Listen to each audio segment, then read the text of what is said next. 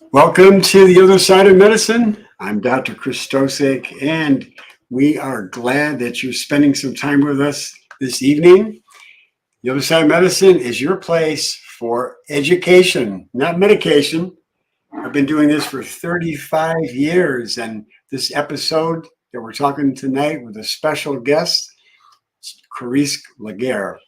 I'll be telling you about her in just a few minutes, but on the other side of medicine, folks, we deliver you information your doctor's not going to tell you about. That's for sure. And my guests are the nation's leading experts in functional medicine, natural medicine. They're authors, they're clinicians, they're researchers.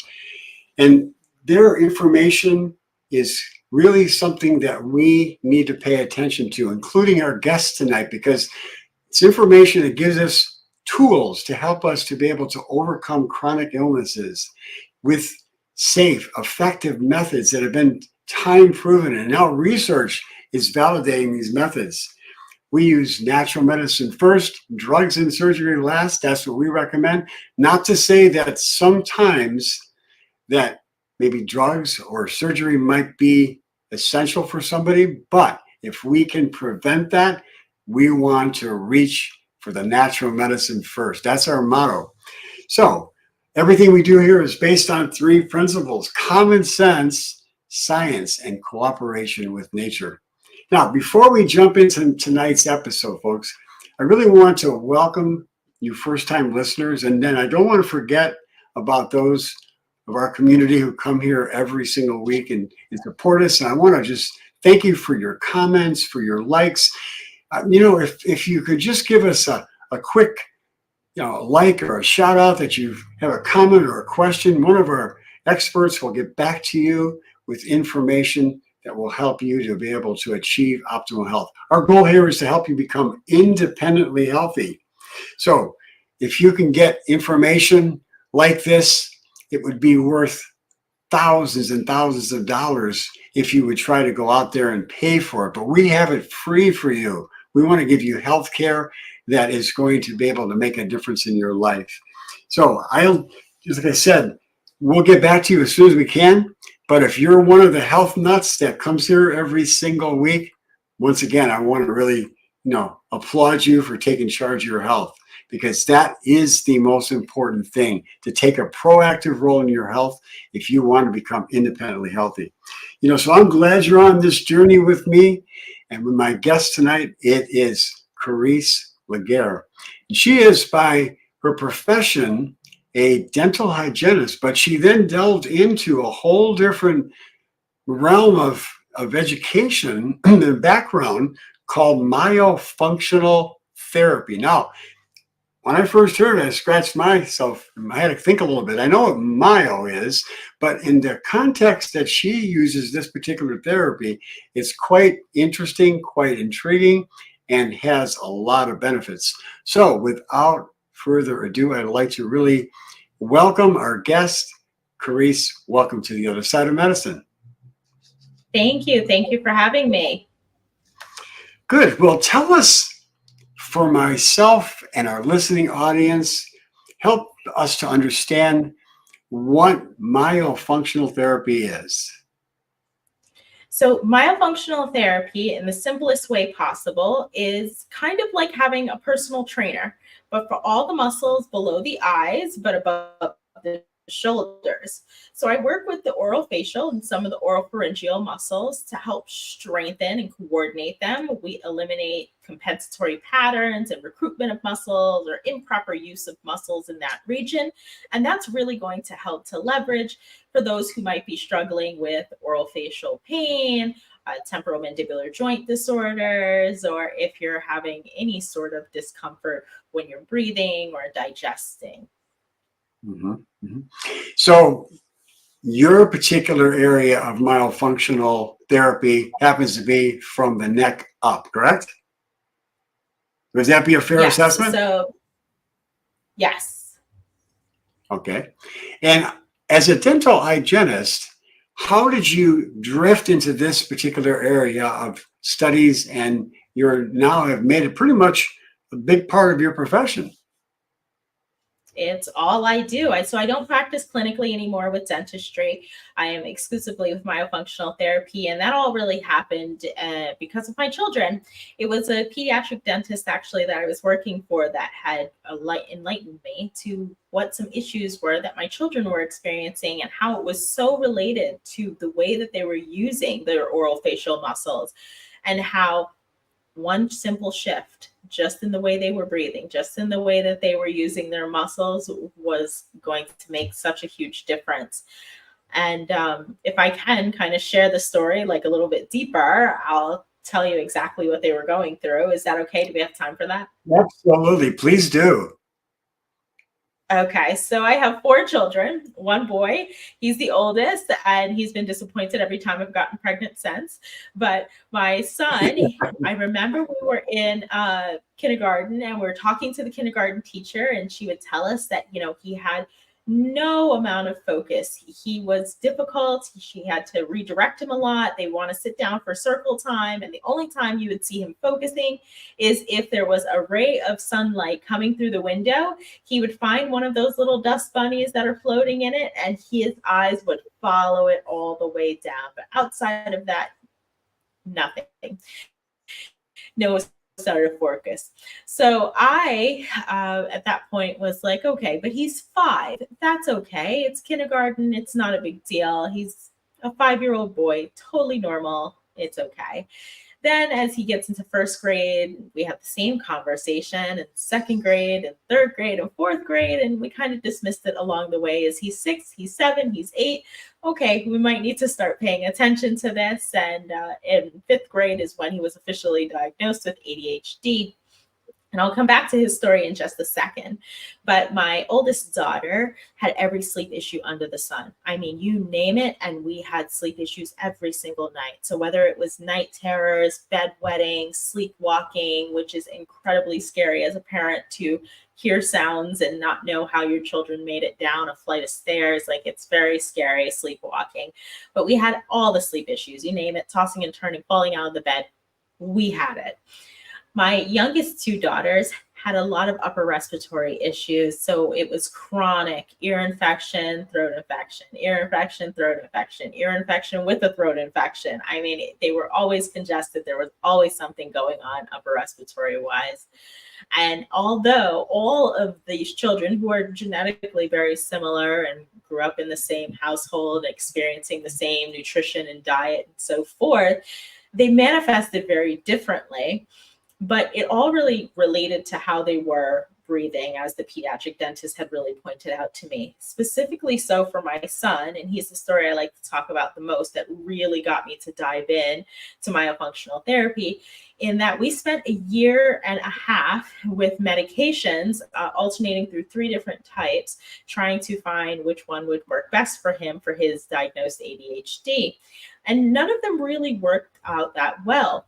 And once I was enlightened about myofunctional therapy and how breathing really does impact sleep, I came across the fact in my research that there's a 70% overlap between the manifestations in the symptoms for ADHD, which is a symptom-based diagnosis, and that of sleep deprivation in children. So children who are struggling to get a good night's sleep repeatedly, and so they're sleep deprived now chronically, 70% of an overlap in those symptoms. And so it was very eye-opening for me to realize that there was a differential diagnosis that was potentially missed at that point.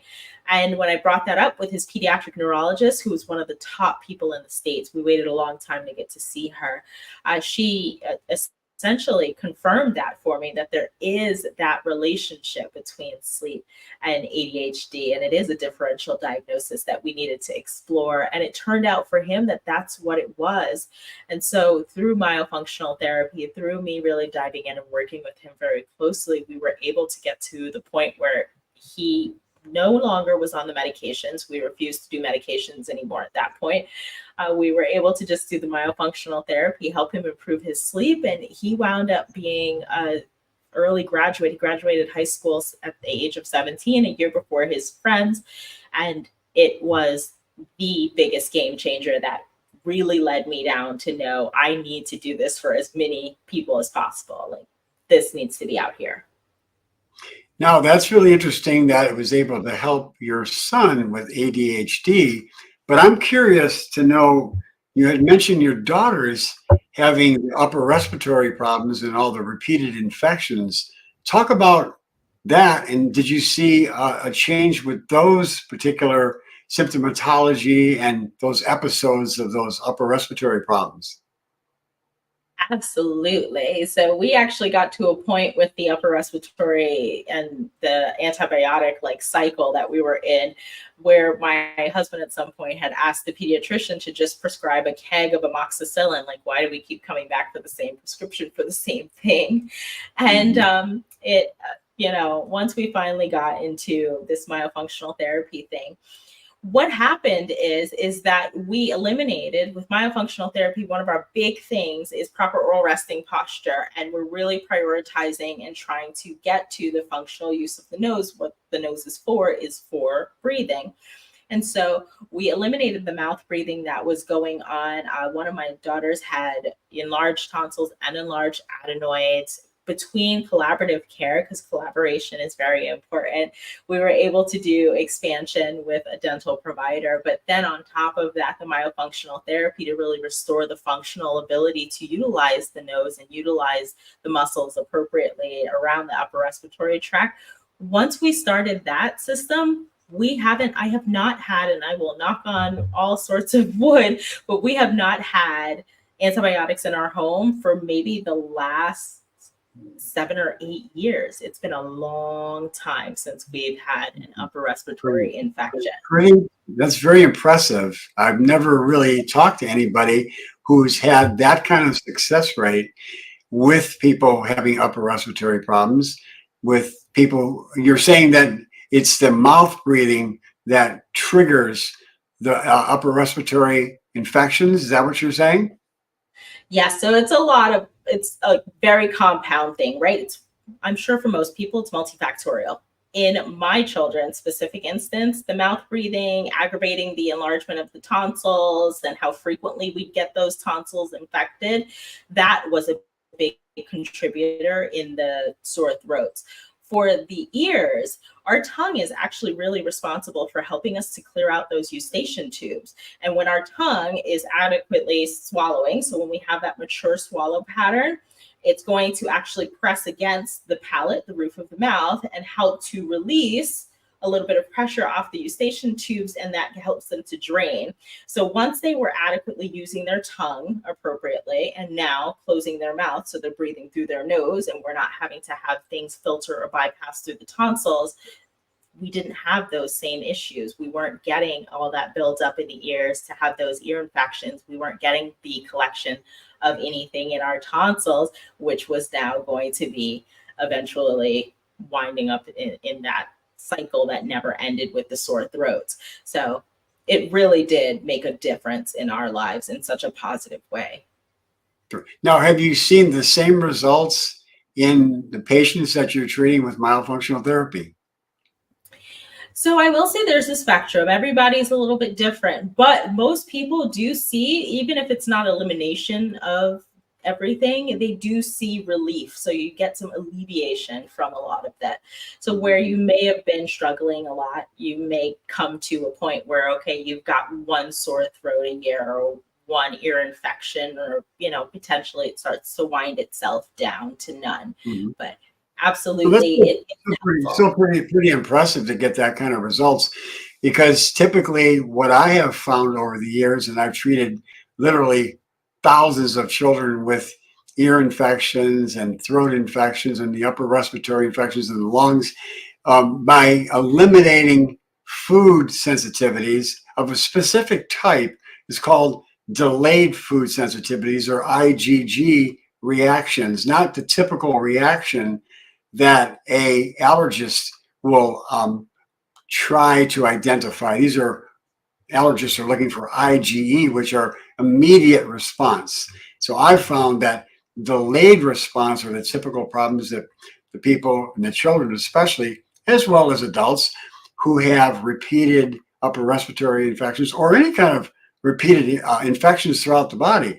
So it's typically these delayed food sensitivities, these food allergies that create that. But it's interesting that I could now refer people over to you and have you apply the myofunctional therapy and get an additional benefit and help to perhaps make some difference in other areas of their lives as well. So I'm really excited about how we met and how what we do can complement each other. And I really think that people need to learn about these things that are non-invasive, that are safe, effective. And again, there's research behind this stuff, right? Absolutely, absolutely. Myofunctional therapy might be new to a lot of people as far as them hearing about it, but it's actually been around for over 100 years. It got its start in 1908.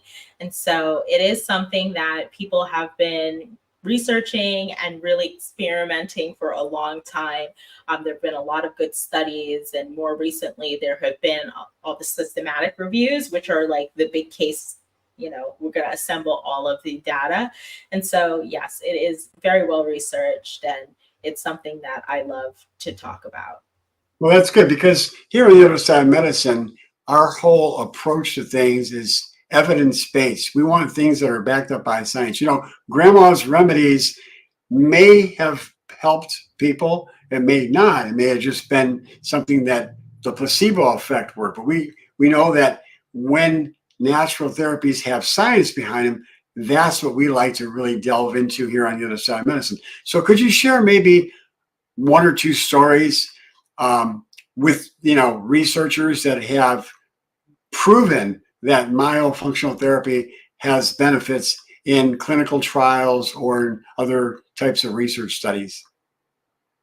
Yeah, so there's a systematic review that was published a little over like a year and a half ago. Well, it might have been late 2022, and that was in the Journal of Craniomandibular and Sleep Practice. That one was a really good one that did a good 17 articles that it went through. So it's a great systematic review. And of those 17 that they really reviewed, it had phenomenal, wonderful effects on temporomandibular joint disorders, which we know a lot of people struggle with, and to the point where, people are getting Botox in their jaw, people are wearing appliances that they have to wear for the duration of their life, where oral myofunctional therapy really comes in, and it winds up being something that we can utilize to help leverage for temporomandibular Yeah, joint for our disorders and listening oral audience facial benefit. pain. And so that study. Yeah, for our listening audience benefit, that's TMJ. They know it typically by TMJ. So a lot of people understand that terminology, and that's something that this particular systematic study, which reviewed over 17 different research studies, showed that the myofunctional therapy was able to be effective for people with TMJ. Yes, I'm sorry. I think I lost you for a second. I might have frozen. I missed just the last bit of what you said. I apologize. Was it on your end with your computer, or was it mine? It might have been on my end. I don't know. It froze and then it was quiet. Gotcha. Okay. Anyway, so I was just saying that the myofunctional therapy on TMJ was proven with this systematic study of over 17 peer-reviewed research studies that gave a summarization of the benefits. What kind of percent of benefits did they see with myofunctional therapy with TMJ? Yes. So significant reduction of pain intensity by at least 34% when compared to other more or less conservative treatments. And it's comparative to no treatment at a higher percentage. Okay, gotcha. Okay. All right. So are there any other types of conditions that have been proven in research studies to benefit from myofunctional therapy? Absolutely. So then there's obstructive sleep apnea. So obstructive sleep apnea, more often than not, the gold standard of treatment and care is always the CPAP, the continuous positive airway pressure machine. But CPAPs, we know, have a very low compliance rate. A lot of people just don't want to use the machine every single night. They find it cumbersome. But myofunctional therapy is actually shown to be very complementary to a CPAP in that it helps people to adhere to it better when you're working on the musculature. There was a wonderful study that was done in 2021, and that study in 2021 really got the AHI numbers. So the apnea hypopnea index, so AHI, those are the numbers that are really used when you get a sleep study done to determine how many apneic events. So apnea is when you stop breathing for 10 seconds or more. So how many of those events are happening? And the AHI numbers were shown to decrease from having 34 events to having nearly none at all, where we're looking at 9, less than 10. So that was a significant drop off, which is fantastic, because if you're thinking about how many times we're stopping to breathe at night, you really don't want any. So being able to decrease it by just doing oral myofunctional exercises is fantastic. Yeah, that's really significant. Okay, well, let's shift, if we might, here just for a couple of minutes and talk about another condition that I was intrigued that myofunctional therapy is able to help, and that's tongue tie. Could you talk about what tongue tie is and how it affects babies and pregnant mothers and expectant mothers? What have you found with tongue tie in relation to the myofunctional therapy? Yeah, so tongue ties are a very big topic nowadays. A lot of people are talking about it with relation to infants. A lot of times, nobody realizes that tongue is actually the primary driver when it comes to getting milk from breast tissue. So biggest part of the latch is really that tongue and how it functions, at least for maternal pain, also for their supply, in order to really stimulate the supply and so forth. That tongue has to really compress against that tissue, and it's got to get enough of the nipple into the baby's oral cavity. That way they can really get the milk from there. So when we're having difficulty latching, one of the first places that we need to check, I know there's a lot of people who want to first start on the holds or work on the lips and the latch, but that tongue is incredibly important. So one of the first places where we want to look is under the tongue and to see what's going on. Is there restriction? Because there's a thin connective band of tissue that is primarily built up of fascia, and that band of tissue connects the floor of the mouth with the base of the tongue. And so if that tissue is tight or too anteriorly or forward in attachment on the tongue, it can inhibit the baby from having good mobility of that tongue to get the tongue forward and really compress against the breast tissue. So when we're dealing with tongue ties, it's incredibly important that we don't just go right off the bat and just start releasing tissue, because a tongue tie release, if we think about it, is really just a cosmetic procedure. So it's a procedure that is going to, yes, remove or alter the tissue, that string of fascia that is there, but it doesn't change the function inherently. So that's where a functional therapy like a myofunctional therapy comes in, wherein we're helping to really retrain all of that tongue mobility. With babies. Yeah, before you move on, could you explain what conventional medicine does with tongue tie? Could you explain that to our audience? Well, conventional medicine with tongue tie, essentially, I'm going to say that for the most part, they're only going to acknowledge tongue ties if it is really at the tip of the tongue. It has to be classified medically as true ankylosing. So true ankylosing is the tongue tip. However, if that frenum is short or restrictive and it's not attached to the tongue tip, more often than not, it's going to be ignored or disregarded. So it's incredibly important that we do actually acknowledge it, because the location of it is not necessarily the determining factor. Secondarily, most often than not, it's going to be just a quick snip procedure, which is not really a great way to manage a tongue tie because you're just dealing with this external portion. We're in a true functional release where there is a myofunctional therapist involved or a lactation consultant or even a manual therapist involved.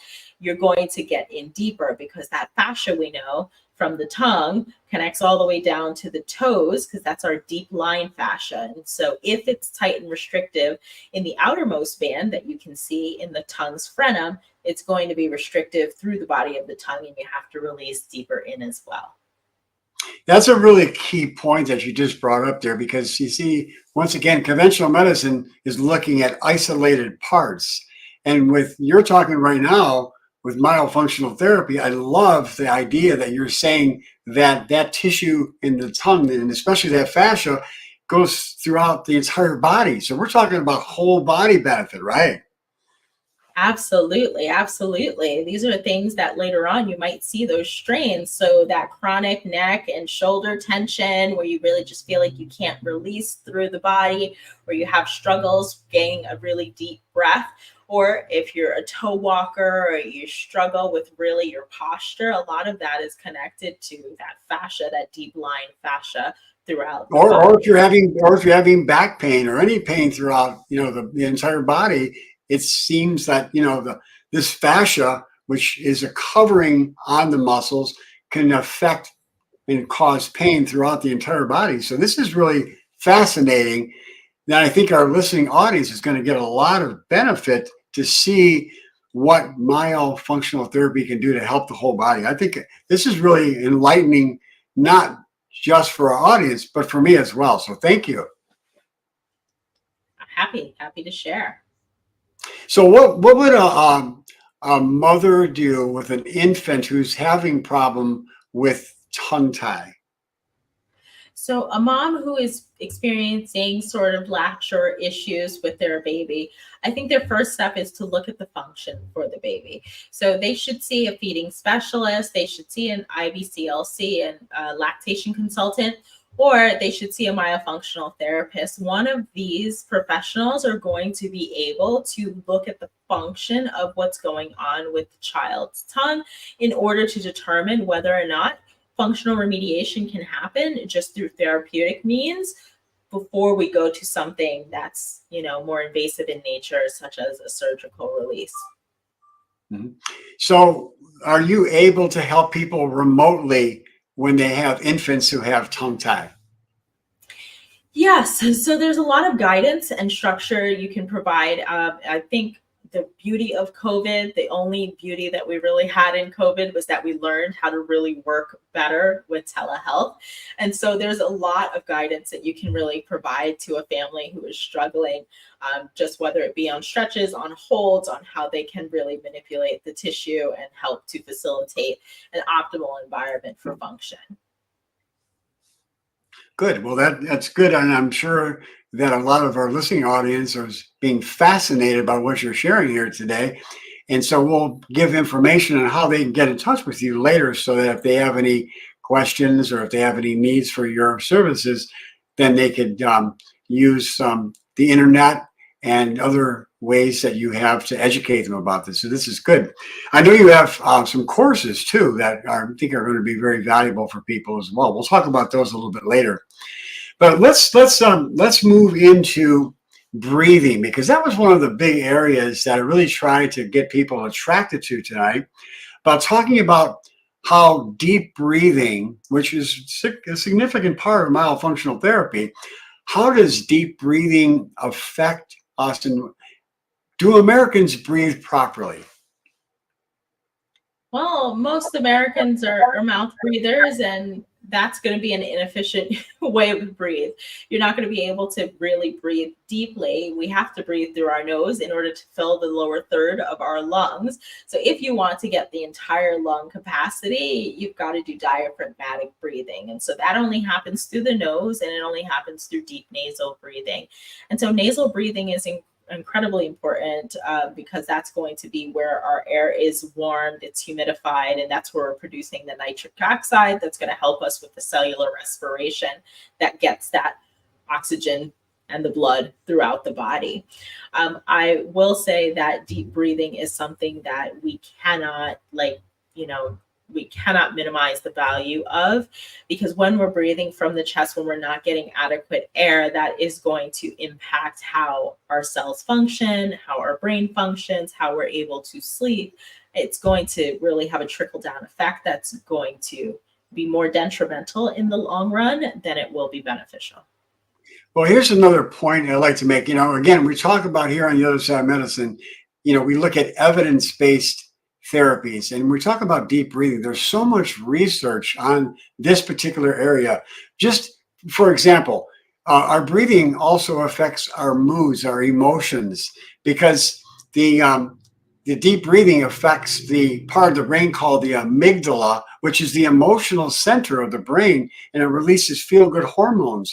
The deep breathing will release what we call endorphins and enkephalins, which are the body's feel-good hormones. I'd like to have you talk a little bit about those areas of research and things that are able to be benefited, what conditions are able to be benefited with deep breathing besides emotional problems. Yeah, besides emotional problems, I mean, you definitely want to be able to self-regulate, and a big part of self-regulating in our autonomic nervous system and making sure we're taking care of our vagal tone and our vagal health is going to be engaging in deep breathing. We want to be able to have adequate breathing during that time, during any time when we're feeling sort of distressed. I mean, one of the first things they give you when you're having anxiety or when you have issues with anxiety or having an attack is going to be breathing exercises, right? So deep breathing, we know, can be very beneficial for regulating our autonomic nervous system and regulating our emotional, social state. Yes, go ahead. What kind of conditions are research showing besides emotional problems that deep breathing is able to help?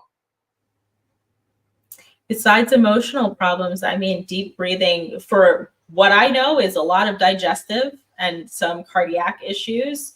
A lot of your breathing is related to that as well. When it comes to sleep and how you breathe, that's going to impact your risk for dementia and Alzheimer's. And so that's going to be higher as well if you're not getting adequate respiration when you're not conscious, as well as when you're conscious, then you're going to have higher risk for your cardiac issues. High blood pressure, very well linked to respiration and so forth. Yeah. Could you share with us some stories, some patient testimonies that maybe you've had of benefits that they've seen that they weren't able to be helped with conventional with medicines or other therapies that conventional medicine uses, and yet when you applied and gave them training in breathing and deep breathing, that they saw dramatic changes in their health picture? I think the emotional aspect of things is very important to keep in mind with that. When I have my cases, I am always going for whatever the goals are for that patient, and then I want to exceed them just a little bit more. I have one patient that I talk about significantly who had a very rough time. They were at a very low point in their life when I met them originally. So at that point, they had just lost their parents. They had, issues with work and were likely going to be out of work very shortly after we started working together. And they could not get any sleep. It was a very depressive, low time in their life, but they really wanted to have, it was a woman, and she really wanted to have a quality night of sleep. That's really all she wanted. She wasn't looking for any social emotional regulation. She wasn't looking for cranial nerve integration. She wasn't looking to really improve anything else. But by the time we ended working together, not only was this person who is not sleeping any more than 2 to 3 hours a night getting a full night's sleep and feeling more restored and feeling refreshed, but a lot of what they were going through and they were seeing a therapist for and were getting a lot of attention around depression and anxiety, a lot of that had alleviated just from working and getting a lot more of that awareness around the breathing and how to regulate and just bringing it consciously to the forefront. breathing is incredibly important for just your social emotional regulation, and I can't stress that enough. Sure. Well, I've seen with patients of mine where deep breathing has been able to help, for example, with lowering blood pressure. And I've seen it where it would lower the blood pressure on both the diastolic and the systolic.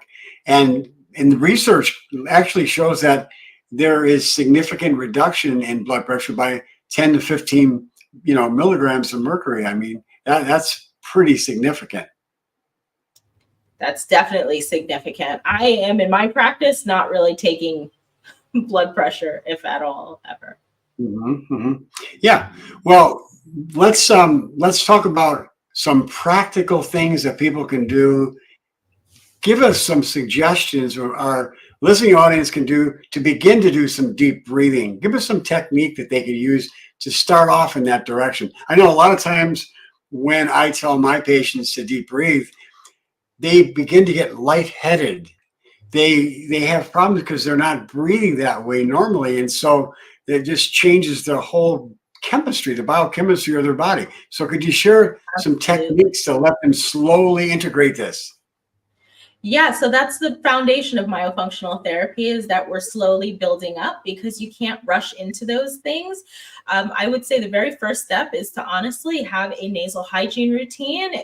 You can't deep breathe unless you're breathing through your nose. And if you're struggling to breathe through your nose, it's probably because you've ignored it for however many years you've been alive. Most of us don't get into our nose with saline or clean it or have any sort of irrigation routine for our nose to clean that area. And it's incredibly important. And so start a nasal hygiene routine, whether it's just a simple saline spray or it's something that's a bit more like a irrigation system. Most people think and associate irrigation with a neti pot. It doesn't have to look exactly like a neti pot, but it's a similar concept where you're going to be cleansing out those nasal passages. That way you can really prepare your body and optimize yourself for nasal breathing. Then you want to start off with something really slow, but that will bring you to a conscious meditative almost state. Now, a lot of people find it hard to really unwind their mind and to bring it down and to really set into true meditation. So I like to implement rhythmic breathing as a start. Rhythmic breathing is really going to have you just putting on a song somewhere between 60 to 80 beats per minute. That way you can downregulate yourself if you're a little too high in your sympathetic tone. So 60 to 80 beats per minute, this song, I want you to just pay close attention to the song and just breathe along to it. Allow your breath to kind of follow the rhythm of the song. So whether you're inhaling longer, exhaling longer, holding your breath, doing some burst breathing, however you feel, you want to consciously control your breath. But the more you get yourself aware of how you're breathing, the more you gather that awareness and control and you bring that to the conscious forefront, the better off you're going to be when you start to implement more complex breathing methods. Mhm. Oh, those are great tips right there. When you mentioned that, cleaning out the sinuses with a neti pot and those other types of things you can do to irrigate the nasal passages, that's, again, from my perspective, it's treating the symptoms. And that's why earlier I talked about getting to the root cause. And that's where this delayed or hidden food allergies comes in. I've seen literally hundreds and hundreds of patients who've had repeated sinus infections, allergies that are seasonal or just, not only seasonal, but some people are very highly allergic to cats or dogs. I used to be very highly allergic to cats. I would walk into a room with cats any time of the year and I would sneeze incessantly until I identified my hidden food allergies.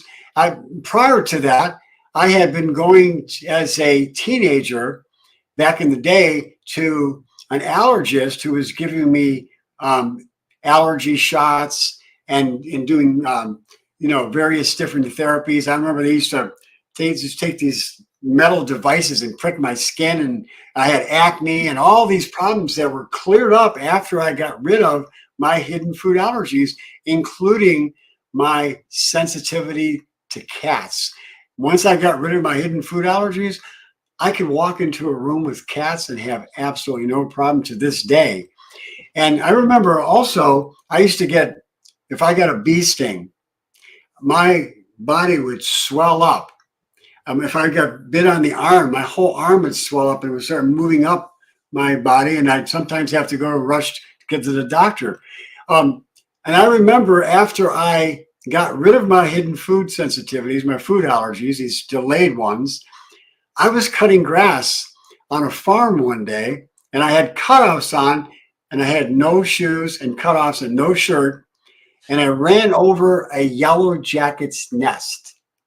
And there must have been literally 150 or 200 yellow jackets swarming over my body. I must have got bit 50, 60, 70 times before I ran out of there. And I didn't get one iota of swelling in my body. It's powerful when you get to the root cause of problems instead of just treating symptoms over and over again. And that's what we're talking about tonight.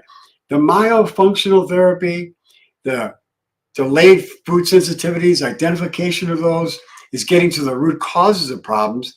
And so, my friends, anybody listening here needs to understand you don't have to live with these problems. There is alternatives. And if you're just having your symptoms treated over and over and over again, you're having these problems are going to cause complications because you take medications and antibiotics, you're going to start really causing problems in your gut. And then you're going to have those gut issues will then develop into other problems that will go out through the entire body. And you'll be treated for symptoms for the rest of your life and develop chronic diseases. So I hope that you listen carefully to what we're talking about tonight. Apply these principles that we're talking about tonight and really get the benefits. So let's talk a little bit more about what kinds of things that you have found with myofunctional therapy that you're able to see benefits with. I mean, myofunctional therapy is great for digestion as well, oral health. Oral health is incredibly important. When it comes to your gut health, there's that link there between the oral health and your ability to really cleanse out that mouth. So what happens is our tongue, it needs to be fully functional in range in order to adequately help us clean out the mouth. So I'm sure most people, unless you're in the dental world, you're not carrying around floss with you, you don't carry around a brush with you, and you might not be cleaning your teeth after every single meal, like right away. But what happens is your tongue actually is helping to facilitate that. But when you don't have optimal function, or you don't have really good suction, or you don't have great salivary flow, that's going to impact the oral environment, and you will have different bacteria, you'll have a different flora that will be able to live in your mouth. Now that flora combined with mouth breathing is going to really now bring down a different microbiota into your gut and introduce new bacterial strains that can really impact your digestive health and your gut health overall. And so myofunctional therapy is really, really good at helping people to achieve great oral health. Well, that's really so enlightening what you share with us tonight. There's so much information. How do people get in touch with you, and how do they get to be able to, from long distance, get benefit from what you're able to do with myofunctional therapy? Yeah, so just through my website, a lot of people are able to reach out to me. I'm also on social media, so everything's the Myospot, so TheMyospot. So whether that's .com or you throw that @ in front of it, and that's where you could find me on TikTok, Facebook, and Instagram. You can find me there. I do free consultations. The free consultations are absolutely a wonderful way to kind of get to the root of, is myofunctional therapy the next best step for you, or is it another direction that you really need to go into? Because it's not for everyone. There's a lot of people that can benefit, but there are a select few that probably need to seek other alternative methods of healing.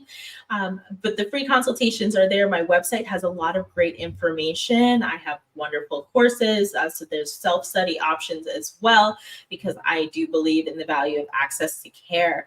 There are so many people who might not have the resources or the means for whatever reason to do one-on-one therapy. There's always a course or some way, a book or a resource that's going to be able to help you to get help. And so that's available on my website as well.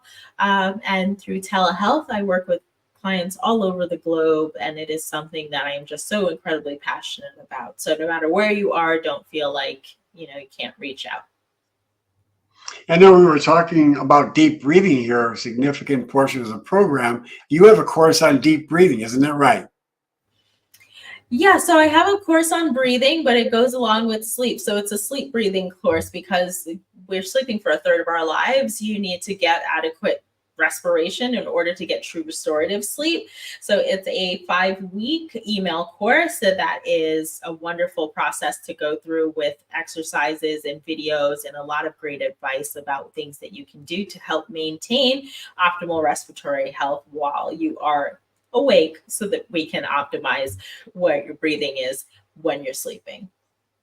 There are just literally millions of Americans who are not able to get a good night's sleep. So this course could be extremely valuable to a lot of people. So folks, make sure you write this website down and go to Karese's website and find out about this course and all the other things that she has to offer, because education is better than medication all the time. Now, again, as I said earlier in the program, sometimes medication is necessary, but if we can prevent the use of it, well, then it's really the way to go. And I'm sure most people would agree with that.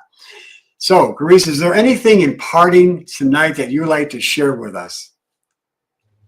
Well, I always like to share that I think it's incredibly important that people continue to advocate for themselves. I think a lot of people in the traditional medical community feel that whatever is said is the absolute thing. If there is a diagnosis, a treatment plan, a concern you're having, and you're not able to really adequately have that conversation with your physician, there are people who will listen. There are people who will provide you with alternative methods. You just have to continue to advocate for yourself. Seek out second opinions, do your research, and really do continue to, seek the answers that are going to support you. So advocacy is my big thing. We need to advocate for ourselves, and that's the best way to get to health. Yeah, now we're in the midst of an election coming up here, Karese, and I want to talk just about a minute about something I think is really significant. We have 2 candidates running, and last night I heard Robert F. Kennedy speak, which I really love his perspective, because he really wants to go after chronic disease here in this country. And I applaud him for that. I think it's absolutely wonderful that he is so animate about getting to the root cause of chronic disease. And to me, food is the best medicine. And last night I heard Robert Kennedy's former running mate for vice president, in which they resigned from that.